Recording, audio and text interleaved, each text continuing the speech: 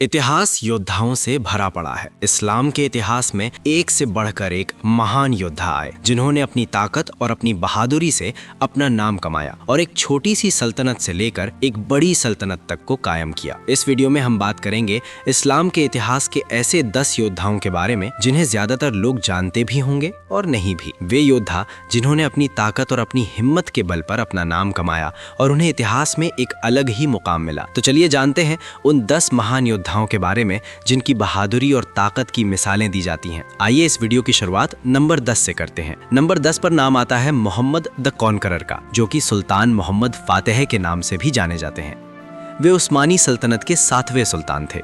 सुल्तान मोहम्मद फातेह को उस्मानी सल्तनत के सबसे ताकतवर और बहादुर सुल्तानों में गिना जाता है, क्योंकि सुल्तान मोहम्मद फातेह ने वो काम किया था जो उनसे पहले के सुल्तान भी नहीं कर सके थे। क्योंकि उनसे पहले के सुल्तानों ने कई बार बाइजेंटाइन लोगों को हराकर कॉन्स्टेंटिनोपल पर फतेह हासिल करने की कोशिश की थी। कॉन्स्टेंटिनोपल जिसे आज हम इस्तांबुल के नाम से जानते हैं, लेकिन उन सुल्तानों को नाकामी का सामना करना पड़ा। और वहीं बात करें सुल्तान मोहम्मद फातेह की, तो उन्होंने 1453 ईस्वी में कॉन्स्टेंटिनोपल पर फतेह हासिल की थी। और इतना ही नहीं, उन्होंने बाइजेंटाइन सल्तनत को जड़ से उखाड़ फेंका था।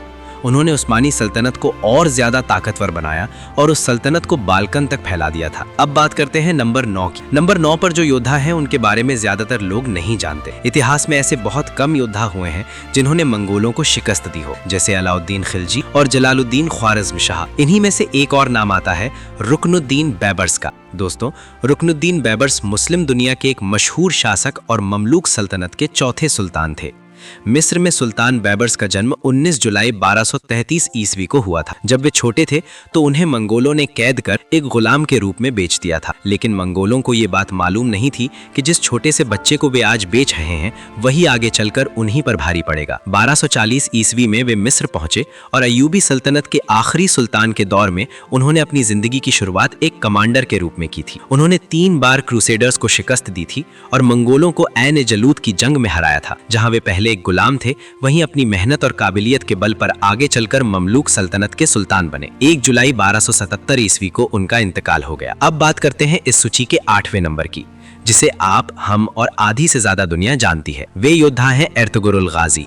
1188 ईस्वी में पैदा होने वाले एर्तुगरुल गाजी ने काई कबीले को मंगोलों और क्रूसेडर्स के कहर से बचाया था। एर्तुगरुल गाजी जिस दौर में पैदा हुए थे वो मुसलमानों के लिए बेहद बुरा दौर था, लेकिन एर्तुगरुल गाजी ने अपनी ताकत और बहादुरी के दम पर उस्मानी सल्तनत की नींव रखी, जिसकी बाकायदा बुनियाद उनके बेटे उस्मान गाजी ने रखी थी। उस्मानी सल्तनत ने लगभग 600 साल तक हुकूमत की थी। इस्लाम के लिए लड़ने वाले एर्तुगरुल गाजी ने कई फतेहें हासिल की थी। 1280 ईस्वी में वे इस दुनिया से रुखसत हो गए। 7वें नंबर पर जिनका नाम आता है वे हैं अमीर तैमूर। अमीर तैमूर, जो कि 14वीं सदी में तुर्क और मंगोलों के कमांडर थे। अमीर तैमूर अपने समय में पूरे एशिया और मुस्लिम दुनिया के एक महान मुस्लिम योद्धा रहे, जिन्होंने लगभग 19 साल के अंदर ईरान, इराक, सीरिया, तुर्की और हिंदुस्तान के इलाकों पर फतेह हासिल की। तैमूर ने अपनी जिंदगी में एक भी जंग नहीं हारी। उन्हें आज तक के महानतम जनरलों और रणनीति के माहिरों में गिना जाता है। अब बात करते हैं 6ठे नंबर की। 6ठे नंबर पर जिनका नाम आता है वे पहले मुस्लिम योद्धा थे जिन्होंने हिंदुस्तान की जमीन पर कदम रखा था। उनका नाम था मोहम्मद बिन कासिम। मोहम्मद बिन कासिम, जो कि एक उमैयद जनरल थे, उन्होंने 17 साल की उम्र में दरियाए सिंध और पंजाब पर फतेह हासिल कर ली थी। मोहम्मद बिन कासिम ने सिंध के आखिरी हिंदू राजा दाहिर को शिकस्त देकर सिंध पर कब्जा हासिल किया था। मोहम्मद बिन कासिम को सिर्फ इस्लाम में ही नहीं बल्कि दुनिया के इतिहास में भी महान जनरलों में गिना जाता है। अब बात करते हैं नंबर 5 की। नंबर 5 पर जिनका नाम आता है वो है हारून अल रशीद। हारून अल रशीद 786 ईस्वी में अब्बासी खिलाफत के 5वें खलीफा बने थे। वो एक महान लीडर थे और अपने दौर के सबसे शक्तिशाली लोगों में से एक थे। जब हारून अल रशीद तख्त पर बैठे थे तो इस्लाम का सुनहरा दौर चल रहा था। उनके शासन के जमाने में उनकी सल्तनत अपनी पूरी ताकत पर थी, जहां उन्होंने अपनी सल्तनत को मोरक्को से लेकर भारत तक फैला दिया था। उन्होंने 797 ईस्वी से 806 ईस्वी तक उन्होंने बाइजेंटाइनों को शिकस्त दी थी। हारून अल रशीद उन महान लोगों में से एक थे जिन्होंने इस्लाम के तरीकों को आगे बढ़ाया। वो इतिहास में एक महान मुस्लिम लीडर के तौर पर जाने जाते हैं। अब बात करते हैं 4 नंबर की। नंबर 4 पर जिसका नाम आता है उन्हें मुस्लिम दुनिया के महानतम कमांडरों में से एक माना जाता है। वो मुस्लिम दुनिया के ऐसे योद्धा थे जिन्होंने पूरे स्पेन को फतेह कर लिया था। उनका नाम है तारिक बिन जियाद। तारिक बिन जियाद एक बर्बर मुस्लिम और उमय्यद जनरल थे। वो मूसा बिन नुसैर के एक काबिल एतबार गुलाम थे। तारिक बिन जियाद ने 712 ईस्वी में ग्वाडालेट की जंग में विसिगोथ की फौज को शिकस्त दी थी। विसिगोथ की फौज उनकी फौज से 3 गुना ज्यादा थी, लेकिन फिर भी अपनी हिम्मत के बल पर उन्होंने विसिगोथ की फौज को हरा दिया। तारिक बिन जियाद ने 300 अरब और 10,000 बर्बर सिपाहियों के साथ मिलकर स्पेन को फतह किया था और उन्होंने एक ऐसी सल्तनत की बुनियाद रखी थी जहां वो सल्तनत 1200 सालों तक हुकूमत की। नंबर 3 पर जिनका नाम आता है वो ऐसे योद्धा थे जिन्हें सिर्फ मुस्लिम दुनिया में ही नहीं बल्कि ईसाई दुनिया में भी एक महान इंसान माना जाता है। उनका नाम था सुल्तान सलाहुद्दीन अय्यूबी रहमतुल्लाह अलैह। सुल्तान सलाहुद्दीन अय्यूबी, जो कि 100 से ज्यादा जंगों के फातेह रहे, वो एक फातेह हुक्मरान, बहादुर लीडर और नेक दिल इंसान थे। मुस्लिम दुनिया में ऐसे लोग बहुत कम हुए हैं। वो मिस्र और शाम के हुक्मरान थे। उन्होंने अपनी ताकत और हिम्मत के बल पर ईसाई फौजों यानी सलीबियों को शिकस्त दी थी। उन्होंने यरूशलम यानी बैतुल मुक़द्दस पर फतह हासिल की थी। यरूशलम पर फतह हासिल करने के बाद वहां रहने वाले ईसाइयों पर उन्होंने कोई जुल्म नहीं किया, बल्कि उन ईसाइयों को खुलकर जीने की आज़ादी दी। जंग में मिलने वाले सोने चांदी को वो स्कूल, मस्जिद और अस्पताल बनवाने में खर्च कर दिया करते थे। वो 4 मार्च 1193 ईस्वी को इस दुनिया से रुखसत हो गए थे। दोस्तों, नंबर 2 पर जो योद्धा हैं, उन्होंने अपनी पूरी जिंदगी में एक भी जंग नहीं हारी थी। हम बात कर रहे हैं हजरत खालिद बिन वलीद रजी अल्लाह तआला अन्हु की। दुनिया में जितने भी महान योद्धाओं की फहरिस्त हो, ये महान कमांडरों का सरे फहरिस्त नाम है। हज़रत खालिद बिन वलीद वो योद्धा हैं जिन्हें हज़रत मोहम्मद सल्लल्लाहु अलैहि वसल्लम ने अल्लाह की तलवार का खिताब दिया था। हज़रत खालिद बिन वलीद ने अपनी पूरी ज़िंदगी में 100 से भी ज़्यादा जंगें लड़ी थीं और उन्होंने एक भी जंग नहीं हारी थी। एक जंग के दौरान तो उन्होंने अकेले ही 9 तलवारें तोड़ दी थीं।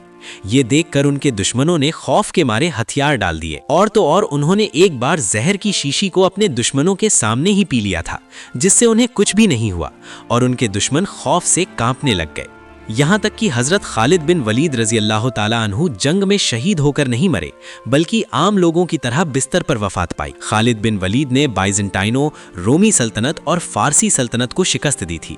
वो सिर्फ इस्लाम की तारीख ही नहीं बल्कि दुनिया की तारीख के अब तक के महानतम फौजी कमांडरों में से एक हैं। अब आते हैं नंबर 1 पर। नंबर 1 पर जो योद्धा हैं, दुनिया उनकी बहादुरी की मिसालें देती है। वो इस्लाम के चौथे खलीफा और हज़रत मोहम्मद सल्लल्लाहु अलैहि वसल्लम के चचेरे भाई और दामाद थे, यानी हज़रत अली रजी अल्लाह ताला अन्हु। हज़रत अली ने हर जंग में नबी करीम सल्लल्लाहु अलैहि वसल्लम के साथ कंधे से कंधा मिलाकर लड़ाई लड़ी। हज़रत अली की बहादुरी और ताकत का अंदाज़ा इसी बात से लगाया जा सकता है कि उन्होंने जंग खैबर में यहूदी लश्कर के सरदार मरहब को शिकस्त दी थी। मरहब, जो कि एक पहलवान था जिसकी ताकत से बड़ा भी खौफ खाता था, लेकिन हज़रत अली ने उस पहलवान को शिकस्त दी और तो और उन्होंने खैबर के किले के दरवाजे को ढाल बनाकर दुश्मनों को हराया था। उस दरवाजे को खोलने के लिए 20 से 40 लोगों की जरूरत पड़ती थी, लेकिन शेर खुदा रजी अल्लाह ताला अन्हु ने उस दरवाजे को अकेले ही उखाड़ फेंका था। जंग खैबर के बाद उनकी बहादुरी और ताकत को देखते हुए हज़रत मोहम्मद सल्लल्लाहु अलैहि वसल्लम ने हज़रत अली को शेर खुदा का खिताब दिया था। हज़रत अली सिर्फ ताकतवर और बहादुर ही नहीं बल्कि रहम दिल भी थे। जहां वो जंग में हारे हुए लोगों को माफ कर देते थे, वहीं अपनी फौज को जुल्म और गुनाह करने से रोकते थे। उन्होंने साफ साफ अपने सिपाहियों से कहा था कि जंग में बच्चों और औरतों के साथ अच्छा सलूक करें।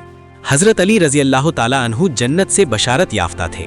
उनकी बहादुरी को देखते हुए ना हज़रत अली जैसा कोई बहादुर है और ना ही जुल्फ़िकार जैसी तेज तलवार। बेशक हज़रत अली जैसा बहादुर इस जहां में कोई नहीं है। तो दोस्तों, ये थे वो 10 महान मुस्लिम योद्धा जिनके बारे में हमने इस वीडियो में आपको बताया। और आपके हिसाब से ऐसे कौन कौन से मुस्लिम योद्धा हैं जिन्हें हम इस वीडियो में शामिल नहीं कर सके, तो आप हमें कमेंट करके जरूर बताइए ताकि हम उन्हें अपनी अगली वीडियो में शामिल कर सकें। और अगर आपको इन बहादुर और ताकतवर मुस्लिम योद्धाओं के बारे में जानकर अच्छा लगा हो तो उनके लिए इस वीडियो को लाइक जरूर करें और इसी तरह की वीडियो देखने के लिए हमारे चैनल को सब्सक्राइब जरूर करें। तो मिलते हैं अगली वीडियो में।